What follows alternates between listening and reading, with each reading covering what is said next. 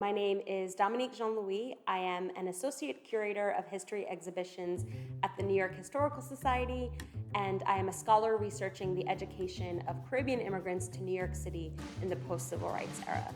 One of the things that spurred me to want to study more about where I come from and more about history is actually working college admissions. Part of what academia lets us do is ask good questions and get good answers, and I wanted us to have better information about what students from a variety of backgrounds, including a Caribbean background, including a Haitian background, what influences where they're at in life and where they're headed. The primary focus of my research is on schooling in New York City, post-1965 and also post the civil rights era. Well, I tell you, everybody wants power. The black wants black power, the white wants white power. So to me, the power is not the struggle, it's the education of the kids the most important thing.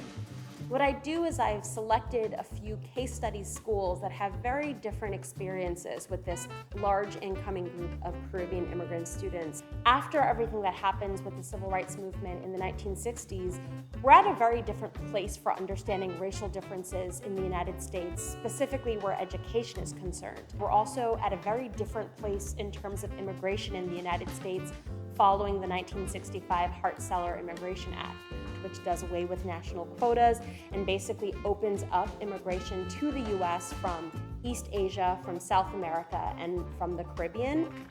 Our beautiful America was built by a nation of strangers from 100 different places or more. They have poured forth into an empty land, joining and blending in one mighty and irresistible tide. The wave of migration that takes place for Caribbean immigrant students, when they're coming here to the United States and specifically to New York City, structural racism and housing segregation force them into the same communities as all kinds of Black Americans.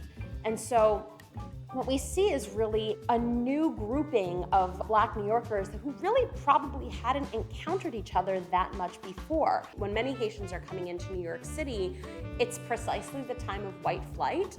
In neighborhoods like Central Brooklyn, Bed-Stuy, Crown Heights, those neighborhoods went from 70% white to 70% Black in as little as a decade.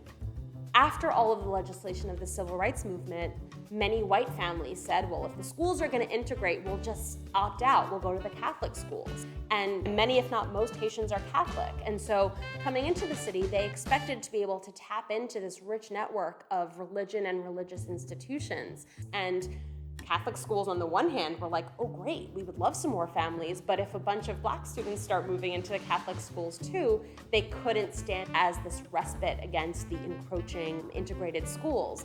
But then as white families start to move away from the city, what's left of the Catholic flock is these recently arrived immigrants, certainly from Haiti, also from Latin and Central America. And so the Catholic Church needs to be very strategic about how it views its congregants. That puts Haitians in a very interesting place because on the one hand, I think they feel a lot of pride in their religion, and certainly being in New York, one of the things that sets them apart from other Black communities is their Catholicism. It's also their language, but in terms of relationships to power, being a Creole speaker doesn't garner you a lot of power, but being a Catholic certainly does. One of the ways that schools were really struggling with these new Caribbean immigrants was just having a sense that Blackness was a diverse thing. How are the schools now equipped to handle these students who are racially different but also present such different ethnic, cultural, linguistic, religious backgrounds?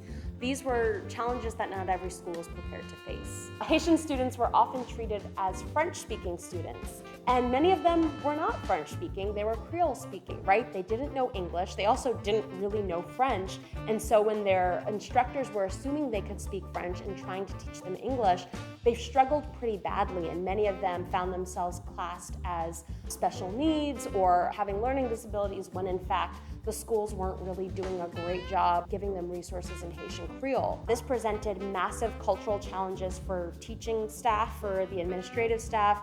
It also presented cultural differences for the students and cultural challenges for the students. What happened specifically in New York City in 1968 is the Ocean Hill-Brownsville teacher strike and Basically, the city had offered local parents the chance to have more of a say in their school environment, in the way their schools are governed. This is a direct effect of the civil rights movement where people wanted more control over their neighborhoods, over the institutions that made a difference in their life. So this was an attempt at community control. Well, one of the things that community wanted to do was to have teachers and administration that looked more like the student bodies. In one particular trial district in Brooklyn, they fired the white teachers and tried to instate only black teachers. This led to a huge showdown between the community, between the teachers union, between the city. Ocean Hill, Brownsville is now a black ghetto, a surprising choice for an educational experiment that has led to a teachers' strike and the threat of racial violence. The union is nearly all white and 70% Jewish. They say the black school board is anti-white and anti-Jewish and must be removed. And this is the exact moment that all these Caribbean immigrants start coming to New York. So they're arriving to this country ostensibly for educational opportunities, and they're arriving to New York City in a moment where education and the way that black people interact with their city government is in a really fraught place. And so these families aren't just adjusting to what life in America is, they're trying to adjust to a moving target, which is the city and the black community really don't know what the future of education is going to be.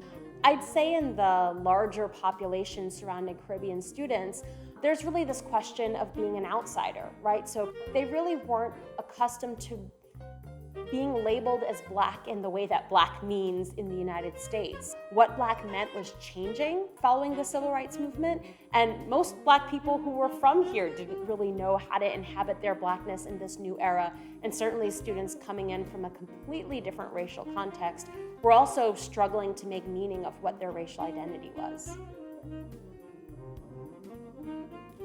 Being a Haitian American to me is part of my daily, if not hourly life.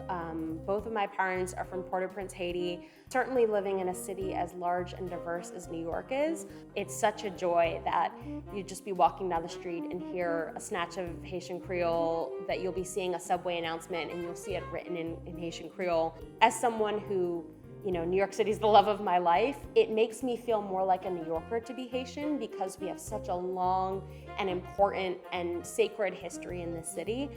Haitians, if there's one resource we have, it's our history, and we love it. We just wear that history of the revolution on our minds and on our hearts everywhere we go, and I think that's one of the most beautiful things about Haitians.